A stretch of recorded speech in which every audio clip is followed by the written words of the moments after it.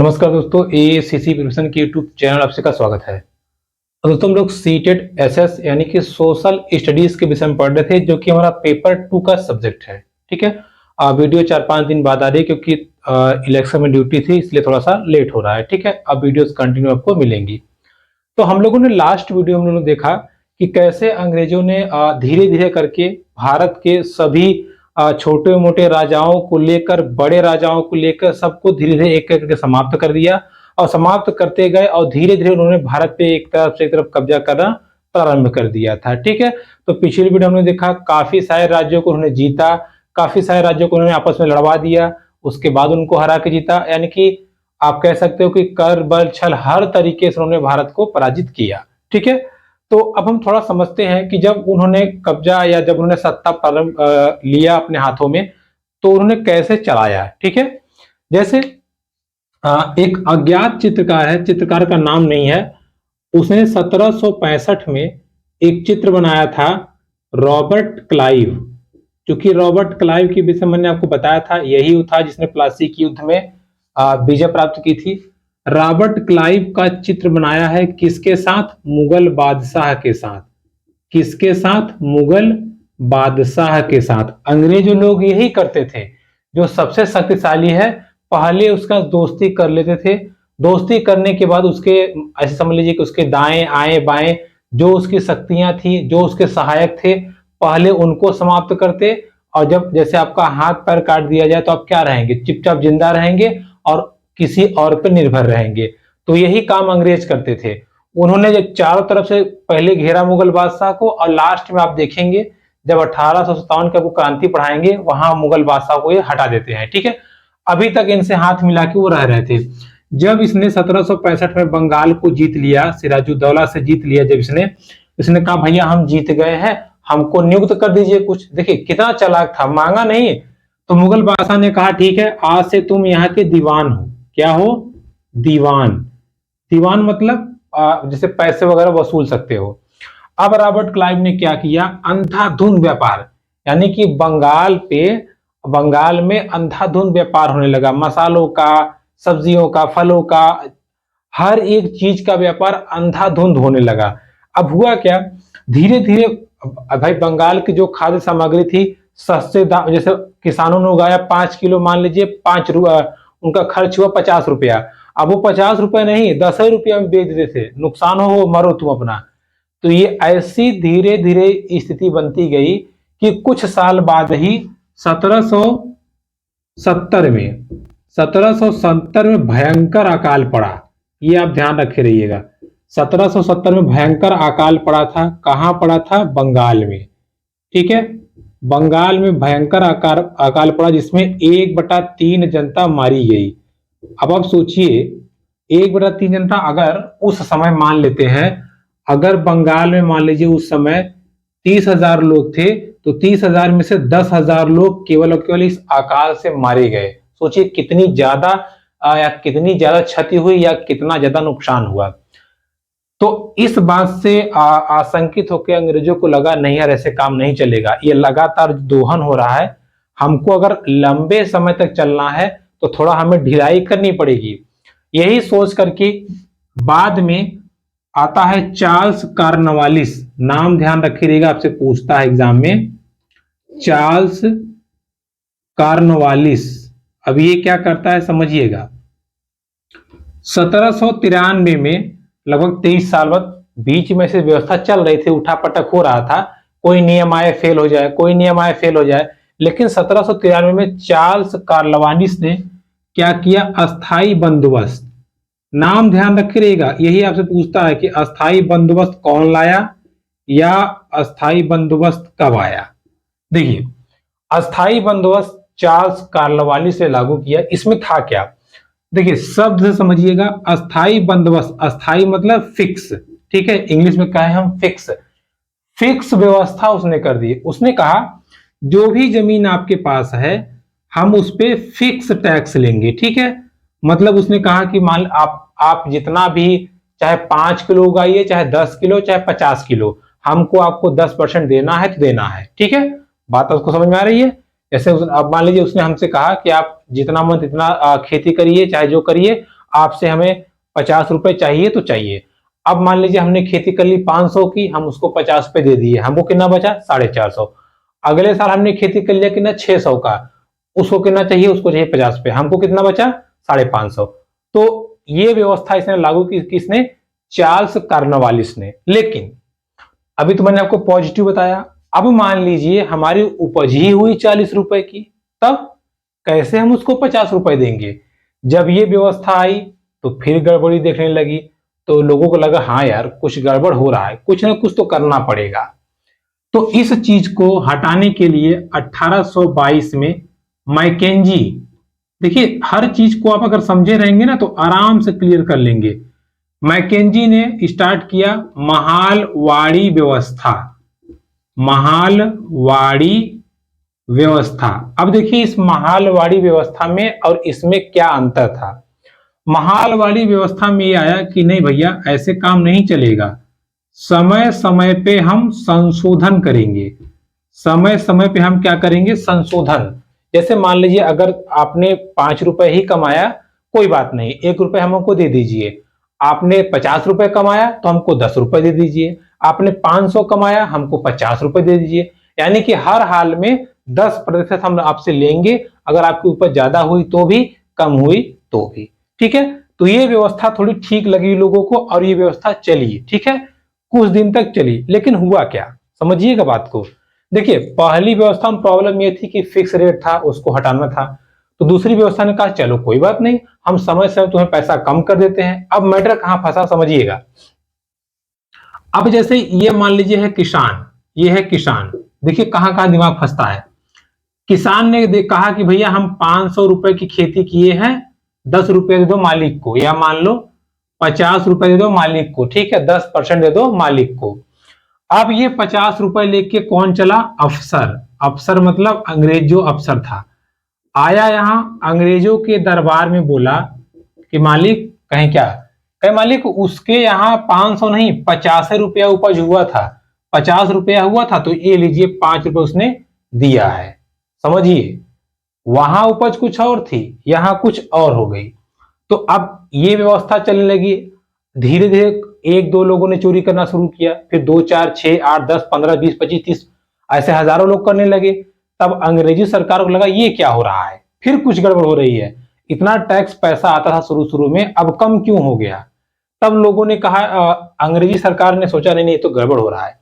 उन्होंने कहा ऐसा करो, कुछ नियम में हम संशोधन करते हैं। उन्होंने एक आदमी को खोजा, कैप्टन रीड, नाम ध्यान रखिएगा, कैप्टन रीड। इसको खोजा किसने था, उस समय अंग्रेज जनरल पद पे था sir Thomas Munro, sir Thomas Munro. इसने लगाया किसको, कैप्टन रीड को, कि जाओ देखो क्या हो रहा है। तो कैप्टन रीड ने जब देखा कि कहां गड़बड़ी हो रही है, उसने बताया अरे यार ये सब किसान लोग सही देते हैं, ये आपके अफसर लोग गड़बड़ कर रहे हैं। कहे हाँ, हटाओ इनको, हटाओ सबको। तो उसने कहा ठीक है, हम देंगे किसानों को थोड़ा सा राहत। बेचारे किसान देते 50 रुपए हैं, आता है 5 रुपए है, हम लोग किसानों को पीटते मारते हैं। ऐसा करो किसानों को दे दो थोड़ा सा रियायत। तो इसको कहा गया रैयतवाड़ी व्यवस्था। क्या कहा गया, रैयतवाड़ी व्यवस्था। इसमें डायरेक्ट किसानों से टैक्स लिया जाने लगा। आप समझिएगा, डायरेक्ट किसानों से मतलब अंग्रेजी सरकार अपने विश्वसनीय अफसरों को भेजती थी और वो जाकर के खेत देखते थे, खेत में कितनी उपज हुई है वो देखते थे, उस हिसाब से वो टैक्स की वसूली करके आते थे। क्लियर हुआ आपको। तो हमने ये देखा, देखिए अब किसानों पे या आप कह सकते हो ग्रामीण क्षेत्रों पे अंग्रेजों ने कैसे शिकंजा कसा। उन्होंने पहले टैक्स लगाया फिक्स वाला, वो फेल हो गया। तब उन्होंने लगाया महालवाड़ी, जिसमें समय समय पर हम संशोधन कर सकते हैं। फिर लास्ट उन्होंने लगाया रैयतवाड़ी, जिसमें जो थोड़ी बहुत भ्रष्टाचार के अंशेस थे उसको उन्होंने पूरी तरह से समाप्त कर दिया। समझ गया आपको। चलिए, क्योंकि बात हो रही है खेती की, अब देखिए जब अंग्रेज लोग ऐसे हो रहा था, अनाज पर टैक्स लगाए, चाय पे लगाए, पटसन पे लगाए, गेहूं पे लगाए, चावल पे लगाए, हर जगह वो लोग, जैसे यूपी में वो लोग गन्ना उगाए, पंजाब में गेहूं उगाए, बंगाल में चावल उगाए। ठीक है, मतलब जैसी जमीन थी वहां से उस प्रकार खेती वो करवाते थे। ठीक है, इस चीज को ध्यान रखिएगा। लेकिन हुआ क्या, अब देखिए यहां से थोड़ी सी कहानी हमारी ट्विस्ट आएगी कहानी में कि कहां कहां से बदलाव कैसे कैसे आता है। देखिए समझिएगा, बात क्या होती है कि उस समय यूरोप में उस समय एक पेड़ था, पेड़ का नाम था बोर्ड।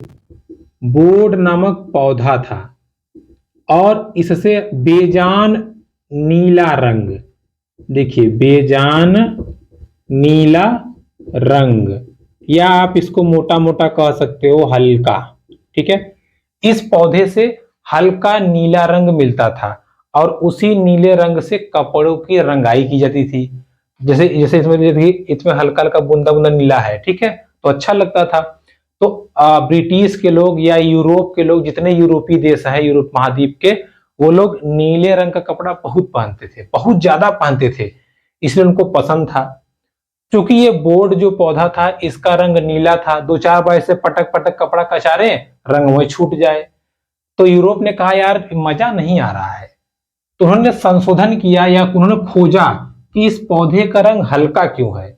तब उनको पता चला कि ये जो पौधा है ये शीतोष्ण मौसम में होता है। शीतोष्ण मतलब जो थोड़ा सा ठंडा मौसम है या ठंडी जगह है, क्योंकि यूरोप ठंडा जगह है।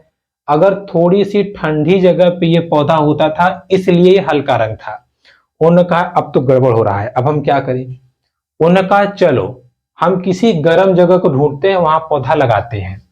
तब वो लोग गए कैरिबियाई देश, कैरिबियाई मतलब वेस्ट इंडीज, ठीक है, कैरिबियाई देश। वहां उन्होंने नील पौधा लगाया। कौन सा पौधा? नील पौधा। और इस पौधे से जो उन्हें कलर मिला या जो उन्हें रंग मिला बहुत मस्त था। अंग्रेज मस्त हो गए, कहे वाह अब कोई दिक्कत नहीं है, अब तो हम राजा हैं। और आराम से लोग यहाँ नील की खेती करने लगे। कहाँ? कैरिबियाई देश में, ठीक है। सब कुछ ठीक ठाक चल रहा था, लेकिन हुआ क्या, नील पौधे की जो खेती करते थे वो थे दास लोग। दास मतलब ऐसे समझ लीजिए कि गाय भैंस, मतलब आपको खरीद के ले जाएंगे, खाना दें या मत दें, दिन भर आपसे खटवाएंगे, आपको करना पड़ेगा, नहीं मार मार के आपको मार डालेंगे, ठीक है। अब इन दास लोगों ने क्या किया, वहां विद्रोह कर दिया, ठीक है। इन्होंने क्या किया, विद्रोह कर दिया 1791 में। 1791 में इन्होंने विद्रोह कर दिया, हम नील खेती नहीं करेंगे। इन्होंने क्या किया, फैक्ट्रियां तोड़ फोड़ दी, जो वाहन थे तोड़ फोड़ दिए, और इन्होंने 1792 आते आते कई जगह के अफसरों की हत्या कर दी। किसने? मजदूरों ने, ठीक है, या दासों ने। कई जगह अफसरों की हत्या कर दी। लास्ट में वहां की जो ब्रिटिश सरकार थी, वहां भी ब्रिटिश शासन था, वो लोग झुक गए। उन्होंने क्या कहा कि भैया आज से ये जो दास प्रथा है इसको ही समाप्त कर देते हैं, आज से कोई दास नहीं है। जब कोई दास नहीं है तो नील की खेती घंटा करेगा? कोई नहीं करेगा, जाओ। तो यहां से नील खेती पूरी तरह से समाप्त, ठीक है। लेकिन अब जैसे कोई अगर कजेड़ी है, एक जगह उसको गांजा नहीं मिला दूसरी जगह ढूंढता है, शराबी है एक जगह नहीं मिला तो दूसरी जगह ढूंढता है, यानी कि नशा। अंग्रेजों को तो कपड़ा पहनना था। अब उन्होंने सोचा यार हम क्या करें, हमारे पास यहाँ बनता था नील खत्म हो गया। उन्होंने कहा हाँ अभी हम भारत को कब्जा किए हैं। अब वहां से शिफ्ट हो गया भारत में। तब अंग्रेजों ने क्या किया, अफीम प्लस नील, इसकी खेती उन्होंने शुरू कराई। कहां? भारत में। और बहुत प्यार से शुरू कराया। उन्होंने कहा देखो, एक जिनकी निजी जमीन थी उसको कहते हैं निज खेती। जैसे मान लीजिए हमारे पास खेत है, उन्होंने कहा देखिए आपके पास 4 खेत है, 4 खेतों से अगर मान लीजिए आपके पास 16 कुंटल अनाज आता है, मान लीजिए 20,000 रुपए का, ऐसा कीजिए 20,000 रुपए हमसे ले लीजिए और एक खेत पे आप नील उगा दीजिए। सोचिए लालच कितना दे रहा है। 4 खेतों में मान लीजिए हमको मिला था 20,000 रुपए। उन्होंने कहा आप एक खेत पे नील उगाइए और उसका दीजिए हमको 20,000 रुपए। अंग्रेज लोग 20,000 रुपए दे करके वही नील ले जा करके वहां विदेश में बेचते थे 80,000 रुपए का। कितना फायदा वो कमाते थे और हमको मिलता था 20,000। चलो ये भी ठीक था, लेकिन हुआ क्या। और अच्छा पहले दूसरा तरीका समझ लीजिए। दूसरा तरीका ये था, जो जमींदार थे वो लोग खेती थे, जैसे होता नहीं कि ऐसे अधिया, वो लोग खेती देते, जैसे किसानों को दे दें, कहें कि आप लीजिए और इस पे उगाइए, या कई सारे किसानों की खेती अपने कस्टडी में ले ले, उनको दे दे कर्जा, ले लो कर्जा हमसे इतना, 3 साल खेत तुम्हारा हमारा हो गया। अब वो 3 साल पे लगातार नील उगाए, नील उगाए, नील उगाए। और नील की खासियत यह है कि उसका पौधा नीचे से पूरी नमी खींच लेता है, तो 1-2 साल में जमीन बंजर हो जाए। जब बंजर हो जाए तो किसान को कहें ले जा अपना जमीन तू। अब धीरे धीरे किसानों को समझने लगा ये तो गड़बड़ हो रहा है, हमारी जमीन 2 साल में ना तो हम गेहूं उगा पा रहे हैं ना तो चावल, नील उगा के हमने सत्यानाश कर लिया। अब धीरे धीरे लोगों को समझ में आने लगा नहीं नहीं नहीं ये नहीं होना चाहिए। तब लोगों ने क्या किया, नील विद्रोह शुरू कर दिया। क्या शुरू कर दिया, नील विद्रोह। ननील विद्रोह मतलब नील की खेती हम नहीं करेंगे, ठीक है, नील की खेती हम नहीं करेंगे। और ये विद्रोह शुरू हुआ था 1859 में। क्योंकि आपको पता होगा 1857 में बहुत बड़ी क्रांति हुई थी, बहुत बड़ी क्रांति हुई थी। अब ये नील खेती पूरे देश में हो रही थी, तो इसलिए पूरे देश में नील विद्रोह चालू हो गया। तो अंग्रेजी सरकार को लगा कि यार ये लोग अभी 2 साल पहले विद्रोह किए थे, इतना हमको मारपीट करनी पड़ी, ये लोग फिर से कर रहे हैं, फिर गड़बड़ हो जाएगा। उन्होंने कहा अब भैया भैया क्यों क्यों आंदोलन कर रहे हैं, उन्होंने कहा नहीं नील खेती बंद करो। तो अंग्रेजों ने कहा ठीक है बंद कर देंगे। कहाँ कहाँ बंद करें, कहे हर जगह बंद करो। कहे देखिए हर जगह बंद मत करवाइए, हमको भी कुछ चाहिए, क्योंकि अंग्रेज लोग भीख थोड़ी मांग रहे थे, वो लोग तो शासन कर रहे थे ना। तो अंग्रेजों ने कहा अच्छा ठीक है, हम पूरे भारत में कहीं नील खेती नहीं करेंगे, हम नील खेती करेंगे केवल बिहार में। कहाँ करेंगे, बिहार में। अब ठीक है भैया, कहे हाँ केवल बिहार में करना, कहे ठीक है। तो क्या हुआ, ये नील विद्रोह यहां से ठंडा हो गया थोड़ा, और अंग्रेजों ने बिहार में नील खेती अपनी जारी रखी। थोड़ी थोड़ी खेती अन्य जगह भी करा लेते थे, लेकिन बिहार में उन्होंने जारी रखा। और ये नील विद्रोह पूरी तरह से, जब महात्मा गांधी जी भारत आए, वहां के किसानों ने उनको चंपारण बुलाया, तब महात्मा गांधी जी ने चंपारण आंदोलन चला करके 1917 में नील विद्रोह, या आप कह सकते हो कि नील उत्पादन पर पूरी तरह से प्रतिबंध लगा दिया। ठीक है, इस चीज को आप ध्यान रखिएगा। क्लियर हुआ आपको? तो अब आप देखिए अंग्रेज लोग अपना काम निकालने के लिए क्या क्या करते थे। तो ये थी अंग्रेजों की कुछ ग्रामीण स्तर पे, या कह सकते हैं कि आप ग्रामीण क्षेत्र में इनकी व्यवस्था, क्योंकि नील का उत्पादन इतना ज्यादा था ना कि अंग्रेजी अफसर अपना नौकरी छोड़ दें। जैसे भारत में क्या करें, 2 बीसा जमीन ले लें, उस पे नील उगा दें। अब जो लोग 6 महीने में कमाए तो वो लोग 1 ही महीने में कमा लें। तो कई सारे विदेशी व्यापारी आकर यहाँ खेती करने लगे थे, किसकी, नील की। ठीक है, तो नील क्योंकि था तो बहुत लाभदायक, लेकिन नील जमीन के लिए बहुत नुकसानदायक था। ठीक है, तो ये बात हो गई थोड़ी सी नील विद्रोह की। देखिए हमने क्या देखा, थोड़ा सा हमने ग्रामीण परिवेशी दृश्य देखा, जिसमें हमने ये समझा कि ग्रामीण लोग जो लोग थे वो कैसे अपने चलन को या अपने कैसी व्यवस्था को चलाते थे अंग्रेजों के सरकार में। उस समय ग्रामीण तबके से भी एक नीचे तबका था, आदिवासी। कौन सा था, आदिवासी, या आप कह सकते हैं जनजाति लोग। देखिए ये आदिवासी क्या थे, ये जंगल में रहते थे। कहां, जंगल में। क्योंकि अंग्रेजी सरकार ने जंगलों को भी कटाई शुरू कर दी थी, तो इनको भी अस्तित्व अपने आप को खतरे में लगता था। इन्होंने कई प्रकार की लड़ाइयां लड़ी, अभी हम समझेंगे, पहले थोड़ा सा हम समझते हैं। देखिए आदिवासी की बात करें तो पूर्वोत्तर भारत, पूर्वोत्तर भारत मतलब मिजोरम वगैरह में। ठीक है, कहां, मिजोरम में। ठीक है, पूर्वोत्तर भारत मतलब मिजोरम में। यहां लोग झूम खेती करते थे। अब ये झूम खेती क्या है, थोड़ा समझ लीजिए। झूम खेती मतलब जैसे जंगलों की कटाई करके, वहां की जो झाड़ झरकट है उसको वहीं जला करके राख के रूप में इस्तेमाल करते थे। फिर वो फसल बोते थे या फसल लगाते थे, और वो जब फसल होती थी उसको काट करके जमीन को फिर छोड़ देते थे। ठीक है, 3-4 साल छोड़ दिए, फिर वो जमीन उपजाऊ हो जाए, फिर वहां कटाई करें। अर्थात एक बार खेती करने के बाद 2-3 साल के लिए जमीन को परती छोड़ देते थे और आराम से खेती की जाती थी। ठीक है, इस प्रकार खेती को हम क्या कहते हैं, झूम कृषि कहते हैं। क्लियर?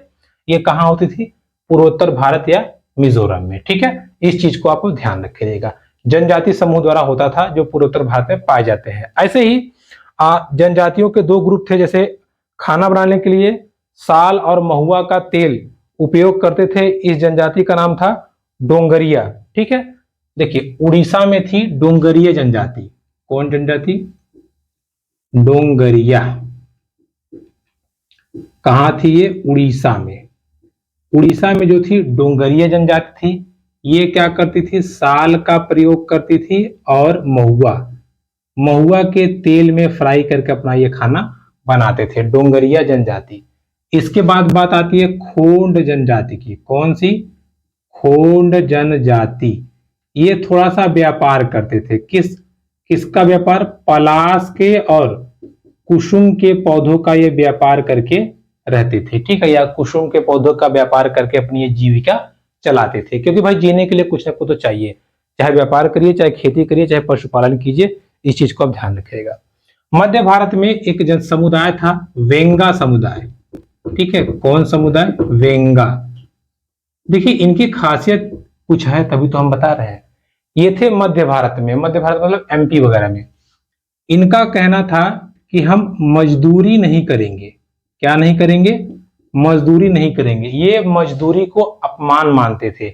इनको लगता था कि अगर हम मजदूरी कर रहे हैं तो हम सबसे बड़ा पाप कर रहे हैं। ठीक है, तो ये मजदूरी नहीं करते थे। जैसे ये पशुपालन कर लें, कृषि पालन कर लें, या अपने सामान को बदल बदल करके ये अपनी जीविका को चलाते थे। तो ये भी ध्यान रखिएगा, बेंगा जो समुदाय है, वेंगा समुदाय, ये समुदाय ऐसा था जो क्या करता था आपका, ये कह सकते हैं आपकी, ये समुदाय मजदूरी नहीं करता था। ठीक है, इसके बाद देखिए कुछ और समुदाय हैं जिनके विषय में आपको समझा देते हैं। चलिए हम समझते हैं कि कुछ जनजाति समूह थे जो अंग्रेजों के काल में अपनी जीविका कैसे चलाते थे। देखिए जैसे पहाड़ी गुज्जर मतलब जैसे जो हिमालय के पर्वत श्रेणियों में, या आप कह सकते हैं कि जो हिमालय की चोटियों में रहते थे, वो गाय भैंस पालते थे, या आप कह सकते हो कि गाय भैंस पर निर्भर थे। सेम ऐसे ही आंध्र प्रदेश में लंबाड़िया जनजाति थी जो गाय भैंस को पालती थी। किसको? गाय भैंस को। कुल्लू में, कुल्लू मतलब मनाली वाला कुल्लू, वहां पे गड़िए रहते थे जिनको हम गद्दी बोलते हैं। जम्मू कश्मीर में बकरवाल जनजाति थी जो बकरी पालती थी, जो पश्मीना शाल वगैरह यही थे। ठीक है, बकरी पालते थे। यहाँ पे स्लीपर शब्द आता है। स्लीपर मतलब रेलवे लाइन, जैसे कि इन लकड़ियों के तख्ते बना के बीच बीच में गैपिंग के लिए रेलवे पटरियों पे या रेलवे लाइन पे यूज करते थे। इसलिए अंग्रेजों ने जंगलों की कटाई शुरू कर दी थी। ठीक है, जिसका भी विद्रोह बहुत तगड़े तरीके से होगा। कुछ जनजातियां थी जो रानीगंज और झरिया जो कोयले की खान है वहां काम करते थे बिहार में। ठीक है, कहाँ? बिहार में। अब चूंकि मैंने अभी बताया आपको वन काटते थे, इसलिए वन विद्रोह हुआ। सोगरम संगमा, सोगरम संगमा जो जनजाति थी, इसने क्या किया? विद्रोह किया। किसका? वन, जो जंगलों की कटाई हो रही थी 1906 में। ठीक है, मध्य प्रांत में भी वन विद्रोह हुआ था, या आप कह सकते हो जंगलों की कटाई का विद्रोह हुआ था। अब अंग्रेज लोग क्या करें? मनमानी कानून बना दें, अपने हिसाब से चेंज कर दें, अपने हिसाब से सब चीज लागू कर दें, जिसका जनजाति समूह ने छोटे छोटे पैमानों पर ही सही, लेकिन जगह जगह पे विद्रोह किया। जैसे कोल विद्रोह होता है कोल जनजातियों द्वारा 1832 में, संथाल विद्रोह होता है 1855 में, बस्तर विद्रोह होता है 1910 में, बरली जो कि महाराष्ट्र में है वह विद्रोह होता है 1940 में। और ये सब के सब विद्रोह एक जैसे थे। मतलब जनजाति लोगों को कहना था कि आप जंगल में मत आइए, जंगल हमारा है, इस पे हम जैसे चाहे वैसे रहें, इस पे कोई इंटरफेयर नहीं होना चाहिए, आप जंगल को काटेंगे नहीं। तो तमाम प्रकार के जंगलों को बचाने के उनके प्रयास जारी थे। सबसे महत्वपूर्ण जिसमें है यह बिरसा। ठीक है, बिरसा मुंडा एक व्यक्ति था, कहा? झारखंड में। इसने 1895 से 97 में यह विद्रोह किया था। बिरसा को जनजाति लोग अपना भगवान मानते थे, क्योंकि बिरसा कहता था कि मैं तुम लोग का अधिकार दिला कर रहूंगा। कई जगह पे इसने छोटी मोटी सफलता पाई भी थी, तो जनजाति समूह इसको भगवान मानते थे और आसपास के लोग इसके पास आते थे। जो लोग इसके पास आते थे उनको बोला जाता था दीकू लोग। दीकू मतलब बाहरी लोग। कौन से? बाहरी जनजाति के लोग। बाहरी जनजाति के लोग आते थे बिरसा के पास सलाह मशवरा के लिए, बिरसा उनको बताता था। लेकिन अंग्रेजी सरकार की चाल ही यही थी, जब कोई नेता उभरता था उसको पकड़ के जेल में डाल दे। तो उन्होंने क्या किया, जब 1895 में बिरसा ने आंदोलन शुरू किया, जब आंदोलन थोड़ा भड़का तो अंग्रेजी सरकार ने इसको बंदी बना लिया और 1997 तक जेल में रखा। जैसे ही जेल से छूट के आया इसने फिर विद्रोह शुरू कर दिया, ठीक है। लेकिन दुर्भाग्यवश सन 1900 में इसको हैजा हो जाता है। क्या हो जाता है? हैजा, जिससे इसकी मृत्यु हो जाती है और ये आंदोलन धीरे धीरे ठंडा पड़ जाता है। लेकिन बिरसा को उसकी सफलता के लिए, देखिए इतिहास इतनी आसानी से किसी को जगह देता नहीं है, लेकिन बिरसा ने कुछ तो ऐसा किया था जिसने अंग्रेजी सरकार को हिला के रखा, जिसकी वजह से इसका नाम इतिहास में अमर हो गया, ठीक है। तो दोस्तों ये थी आज की वीडियो, पूरा पसीना पसीना हो गया। देखिए आज की वीडियो हम लोगों ने क्या देखा, कैसे अंग्रेजी सरकार ने सत्ता प्राप्त होने के बाद गांवों पे या गांव में अपनी खेती प्रणाली को उन्होंने विकसित किया और साथ ही साथ जनजातीय समूह के विद्रोह को भी देखा और उनका दमन किया। अगली वीडियो में हम इसके आगे चर्चा करेंगे। तब तक के लिए नमस्कार।